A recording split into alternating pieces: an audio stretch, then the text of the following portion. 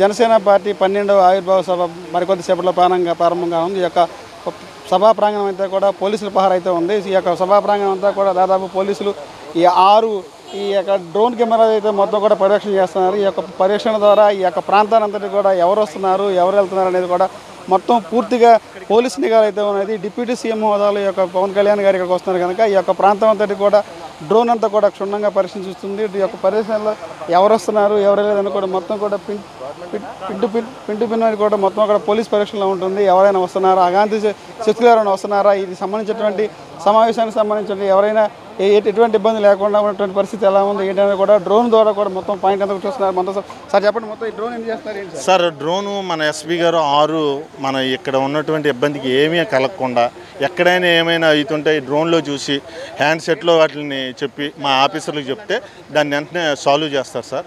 Main ఎవరికి ఏ ఇబ్బంది అవ్వకుండా మన ఎస్పీ సార్ దీన్ని 6 డ్రోన్లని ఇక్కడ పెట్టడం జరిగింది సార్.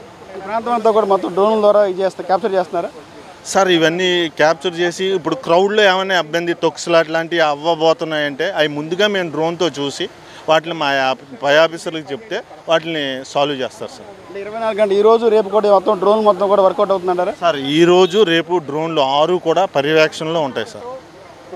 మొత్తం 6 డ్రోన్లు ఉంది సార్. ఈ యొక్క ప్రాంగణం అంతా కూడా చిత్రాడి యొక్క ఏదైతే ఎస్బీ వెంచర్లో ఏదైతే ఉందో పార్టీ ఆవిర్భావ సభ ఉందో ఈ ఆవిర్భావ సభ ఈరోజు రేపు సాయంత్రం వరకు కూడా ఈ 6 డ్రోన్లు కూడా మొత్తం క్షుణ్ణంగా అయితే మొత్తం కూడా క్యాప్చర్ చేయడం జరుగుతుంది.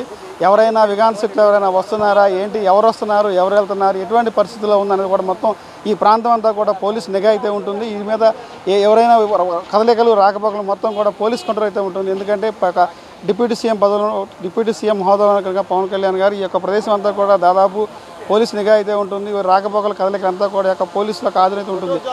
దాదాపు చూసుకుంటే ఈ యొక్క ప్రాంతం అంతా కూడా 6 డ్రోన్లు కూడా తిరుగుతూ ఉంటాయి.